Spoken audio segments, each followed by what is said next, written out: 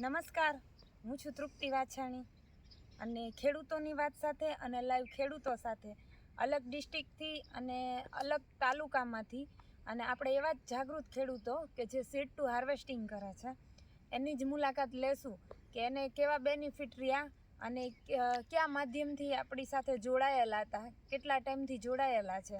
તો વિસ્તાર વાઇઝ એને જ પૂછશું કે શું નામ છે અને કયું ગામ છે. શું નામ છે તમારું? હરેશભાઈ. અને આ કયું ગામ છે?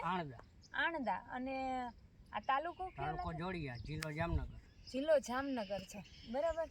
અને હરેશભાઈ, પહેલા તો એ કહો કે આપણો કોન્ટેક્ટ પહેલા ક્યાંથી થયો હતો? કોન્ટેક્ટ આપણે યુટ્યુબમાંથી. અને ઓલા વર્ષે આવ્યા હતા ને તમે જીરુમાં? હા, તલનો. હા, જીરામાં લાસ્ટમાં તમારો જીરામાં પ્રશ્ન હતો, ઉતારનો પ્રશ્ન હતો કે જીરું બગડી જતું હતું, બરાબર ને? છેલ્લી અવસ્થા હતી ને એમાં આપણે માઇનોરી કવર કર્યું હતું, અવસ્થા વહી ગઈ હતી આપણી પાસે. તે પછી આપણે તલમાં વાપ્યું. જીરામાં તમને ત્યારે રિઝલ્ટ મળ્યું હતું ને? ત્યારે પણ હું વેલા જ બગડી ઉતાર જાજો હતો, એમાં પૂરું રિઝલ્ટ નહોતું મળ્યું. હા, પછી પાછું તમે તલ કર્યા, તો તલની અંદર સીડ ટુ હાર્વેસ્ટિંગ જ કરાવ્યું હતું ને? તો એને જીરું કાઢ્યા પછી તલની અંદર તમને કેવો બેનિફિટ? એમાં તલના હારા 12 મણ થયા હતા. 12 મણ થયા હતા. તલ કર્યા પછી આપણે જીરું કર્યું પાછું.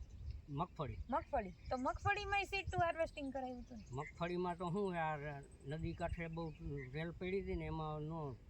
હા, ઓમ એને આપણે ઉતારો તો હારો મળ્યો છે. હા, એટલે 22 મણ નો આવ્યો. હા, તો એ સારી જ વસ્તુ કહેવાય કે સેલ એક પાણી જ આવ્યું હતું ને આમાંથી. અને પછી પાછું કર્યું તમે સીડ ટુ હાર્વેસ્ટિંગ જીરાની અંદર. આમ તો જોઈએ તો ઓલા 1.5 વર્ષથી આપણી સાથે જોડાયેલા છે અને પછી કોઈ પ્રોડક્ટ વાપરતા નથી. આપણે પેસ્ટિસાઇડની જે સલાહ દઈ ક્યારેક જે વાપરવાની હોય એ જ. આની અંદર તો કોઈ વસ્તુ મારેલી નથી. આની અંદર કોઈ કેમિકલ મારેલું જ નથી. આની અંદર સીડ ટુ હાર્વેસ્ટિંગ કર્યું છે આપણું, બરાબર ને? તો આની અંદર પહેલા પાયામાં અંગના ગોલથી ચાલુ. અંગના ગોલ છે આપણું કર્તવ્યનું છે ને. આ જીરું છે કર્તવ્ય એગ્રીટેકનું સુપર જીરું છે. અને આની અંદર તમારે ક્યાંય ઓલા વર્ષે જે જીરું હતા અને આ જે ટ્રીટમેન્ટ કરો છો એમાં બેનિફિટ કેવો રહે છે?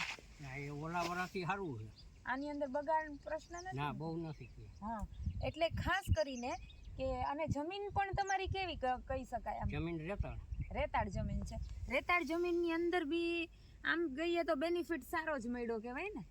અને તમે જુઓ ઉપરનો માળ ને આ બીજો માળ ને કમ્પ્લીટ થઈ ગયો છે. અને આપણે આ પાણી કેટલા દિવસે મૂક્યું હતું? પાણી 55 દિવસે. ઓલા વર્ષે વાવતા ત્યારે તો તન પાણી જ ઉગી જતું તો મેલી દેતા. તો આ વખતે જે તમે 55 દિવસ સુધી પાણી પાયો છે એમાં બેનિફિટ રહ્યો ને? આ તમારા કેવાથી જ પાયું. હા, અને એની અંદર કોઈ બગાડનો ઇશ્યુ નથી ને કોઈ. અને કાળી ચરમી તમારે ખાલી સ્ટાર્ટઅપ થઈ હતી, એ રોકાઈ ગઈ કે? હા, એ રોકાઈ ગઈ. હા, કારણ કે આપણે એડવાન્સ ટ્રીટમેન્ટ કરાવીએ છીએ એટલે બેનિફિટ રહેતા હોય. જમીન એકદમ સક્ષમ. અને ખાસ કરીને એ જ કે આપણી સાથે 2 વર્ષથી આ તમે જે સીડ ટુ હાર્વેસ્ટિંગમાં ઓર્ગેનિક ટ્રીટમેન્ટમાં જમીનમાં સુધારાનો પ્રશ્ન આવે છે ને કે આજે હજી પણ 2-3 વર્ષ કરી તો ખબર પડે ને સાચી. આ વર્ષે તમને અત્યારે જે તમે કહો છો કે હું 30 દિવસ સુધી પાણી પાતો હતો, અત્યારે 55 દિવસ, તો એનો બેનિફિટ મળશે એમ. એના પછી જે બી તલમાં તમને બેનિફિટ મળ્યો 12 મણ થયા. પછી આ જીરું કર્યું તો એની અંદર હવે જેમ પાક તમે જે લેશો એની અંદર બેનિફિટ પૂરા. તમે પીએચ મેનેજમેન્ટ પૂરેપૂરું કરો છો એટલે આજ લગે હું કેમિકલ જ નાખ્યું. હા, અને કેમિકલ પ્રોસેસથી આ પ્રોસેસ કેવી લાગે છે? એ સારી. અને બસ એક જમીન આપણે જે ખર્ચો કરાવીએ છીએ 80% જમીનમાં કરાવીએ છીએ, તો જમીન સક્ષમ થશે. ઉપરનો ખર્ચો ઘણો ઘટે છે કે નહીં? આ ઘટી જાય. કારણ કે જીરાની અંદર આજે આપણે જોઈને જો જનરલી 4-5 દિવસે કેવો બગાડ આવે ને પછી આપણે સ્પ્રેમાં આવ્યા પછી એનું સોલ્યુશન લેવું ટફ પડે. એમાં 3 દિવસ સાટે છે આપણે આમાં મને આજ લગી હજી 55 થયા છે. હા, તો આપણે 8-10 દિવસના ગાળે મારીએ. હા, 10 દિવસના ગાળે એટલે સારામાં સારી વસ્તુ કહેવાય આવા પાકની અંદર. અને તમે બધી જગ્યાએ જોઈ શકો છો કોઈ બગાડ નથી. અને આ જીરું કેટલા દિવસનું થયું છે અંદાજે? જીરું 20 તારીખનું હતું એટલે 70 દિવસનું છે ને. 70 દિવસની અવસ્થા છે. અને આમ બી સારી કન્ડિશનમાં. તમારા આ જમીનમાં હાઈટ થતી એટલી? ના, નહોતી થતી ને, કારણ કે મેઇન વસ્તુ પાણીનો જ છે. આપણે 30 દિવસે પાણી મૂકી દઈ અને 55 દિવસ સુધી જો ખેંચીએ તો એની અંદર 2 પિયત વધારે આવ્યા ને કે 1 પિયત વધારે? 2 પિયત વધારે આવ્યો તો એનો બેનિફિટ 100% મળી શકે ને, કારણ કે ઉપરનો જે માળ છે એ કમ્પ્લીટ થવાનો છે, તો એની અંદર ઉત્પાદન સારું મળી શકે. અને હરેશભાઈ, આપણે જે ઓર્ગેનિક કરો છો તમે, એની અંદર તમને ટ્રીટમેન્ટની અંદર બેનિફિટ તો રહ્યા છે. આજ 2 જીરું તમે મગફળી કરી, બરાબર ને, આવું વર્ષ હતું અને અઢળક વરસાદ હતા અને તમારે પાણી પણ ફરી ગયું હતું, તો એ પ્રમાણમાં તમારે 20 મણ કેટલી થઈ? 22 મણ મગફળી થઈ. અને પછી જીરા તલમાં બી તમે 12 મણનો ઉતારો લીધો, 10-12 મણનો ને એવી રીતના. તો હવે આ જીરુની અંદર બી સારામાં સારું ઉત્પાદન મળશે. એટલે કે આપણે જમીન સુધારવા ઉપર જ ફોકસ કરીએ છીએ, અને જમીન સુધરશે તો આપણે આગળ કંઈક નવું કરી શકીશું. પણ જમીનમાં જ નહીં હોય તો હું ફૂગ જ એવો રાખે તો હું ઉગે ત્યાં મેન પ્રશ્ન નેમોટોઝનો, ફૂગનો, આ બધોય છે. આપણે એના ઉપર કામ કરશું ને, નહીતર જીરા જેવા પાકની અંદર આજે બધાની મેન્ટાલિટી એવી હોય કે આપણે તલમાં ટ્રીટમેન્ટ કરી હતી ને, એમાં મગફળીની અંદર ફૂગ નથી આવી લ્યો. હા, તો એ આપણે તલમાં ટ્રીટમેન્ટ કરી એનો હોય, ફાયદો એમાં દેખાણો. હા, કારણ કે આની અંદર બી એવું છે. આની અંદર જે પાક વવાશે ને એની અંદર ફંગલના ઇસ્યુ નહીં આવે, કારણ કે આપણે જે વસ્તુ આપવાની છે એડવાન્સ જ આપી છે. એટલે જમીન ઉપર તમે કામ કરશો ને તો હકીકતે આવનારા સમયની અંદર તમને બેનિફિટ સારા મળશે અને ખોટા ખર્ચ બંધ થઈ જાય. જનરલી આજે આપણે જે ખાતર ને બધા બેઝિક છે જે પિયતની અંદર, તો એ સારામાં સારા આપણે ટાઈમ ટુ ટેબલ. અને હરેશભાઈ, આજે તમે અહીંયા અમે ત્યાં, તો કેમ મેચ આવે? ઘણાને એવો સવાલ થતો ના, હોય. એ ફોન ઉપર બધું ટ્રાન્સપોર્ટમાં બધું જોઈ તારીખ માલ આવી જાય. હા, અને કુરિયર ચાર્જ આપણે લઈ છીએ ના, તો સિસ્ટમ તો સેમ છે.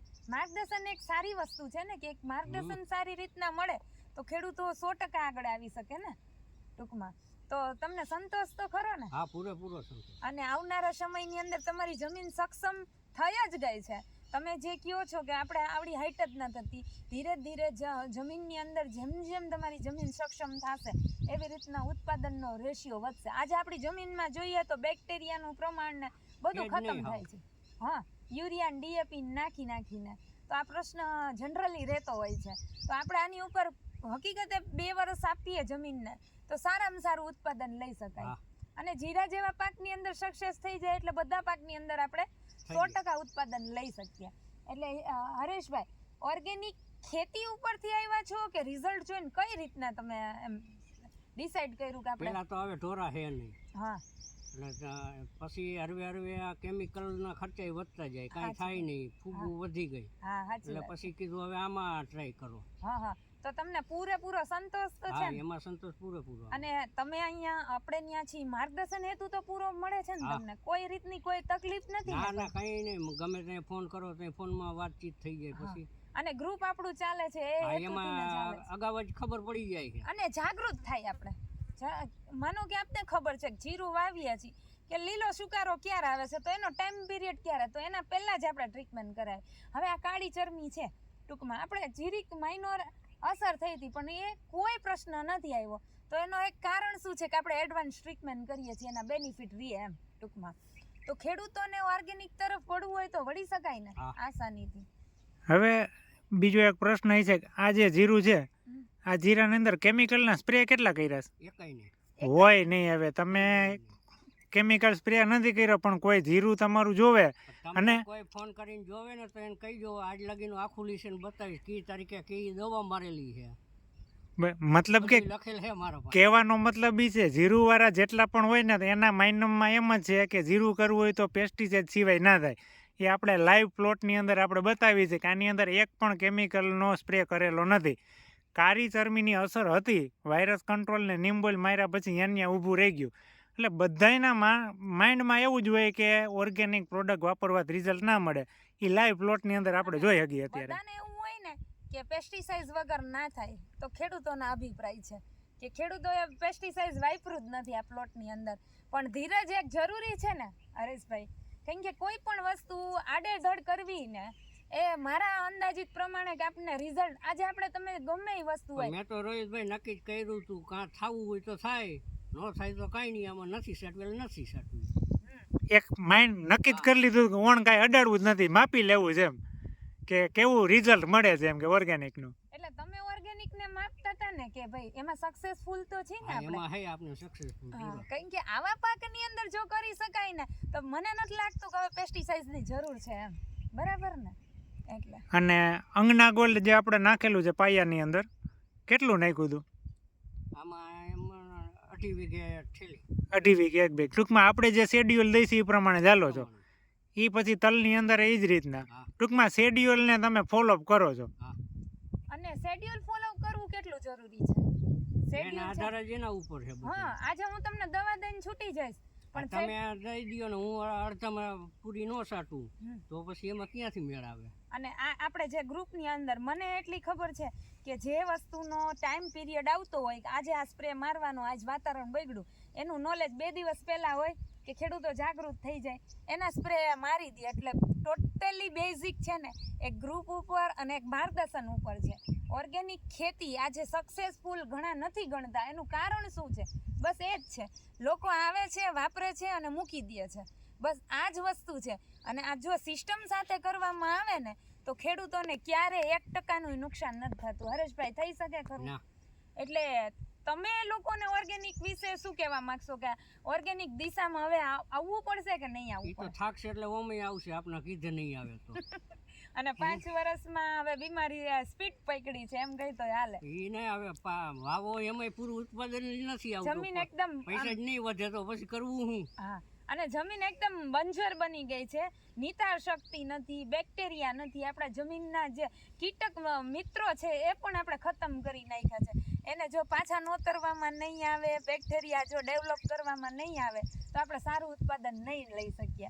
એટલે હરેશભાઈ, તમારો એક નંબર આપી દો ને. 94 2 72 75 2 20. કેમ કે આવા જાગૃત ખેડૂતોના બી અભિપ્રાય લઈ શકો છો તમે કે કેમિકલ વગરનું પણ જીરું છે અને થઈ શકે છે. કોઈ એવું કીધું હોય ને કે ઓર્ગેનિક જીરું ના થાય, ઓર્ગેનિક ખેતી ના થાય, તો પોસિબલ છે ને હરેશભાઈ? થાય ને 100%. કેમ કે આ જ હેતુ છે કે ખેડૂતોને ઓર્ગેનિક દિશા પૂરી પાડવા માટે અને માર્ગદર્શન જરૂરી છે, શેડ્યુલ જરૂરી છે, આ બધું જ જરૂરી છે. અને આપણે ગ્રુપના માધ્યમથી બધું જ પૂરું. અમે તમારી પાસે કુરિયર ચાર્જ લઈ છીએ ક્યારે? કોઈ સર્વિસ ચાર્જ લઈ છીએ ક્યારે? ના, શેનો નહીં. ફક્ત ને ફક્ત સીડ ટુ હાર્વેસ્ટિંગમાં બધું જ આપણું માર્ગદર્શન, બધું જ હેતુ પૂરું પાડીએ છીએ આપણે. એટલે ખાસ કરીને આપણે આ ખેતી ઉપર આગળ વધીએ અને ઓર્ગેનિક દિશા પૂરી પાડીએ અને આવા ડેન્જર પાકની અંદર એ ખેડૂતોને કોઈ નુકસાન ના થાય એનું આપણે ખાસ ધ્યાન રાખીએ. એટલે મારો નંબર છે 94 295 67 50. તલનું બુકિંગ કઈ ચાલુ થઈ ગયું છે. હરેશભાઈ, તલ કરી શકાય ને ઓર્ગેનિક? અને ઓલા વર્ષે આપણે કરેલો જ હતો ને અનુભવ? આ વર્ષે 70 વીઘાનો વાવવા. હા, અને ટોટલી ટ્રીટમેન્ટ ક્રિશ ઓર્ગેનિક ને. એટલે ખાસ કરીને તલનું બુકિંગ ચાલુ થઈ ગયું છે. શું કામ આપણે વેરાયટી સિલેક્શન કરાવી એમાં બી ફેર પડે ને.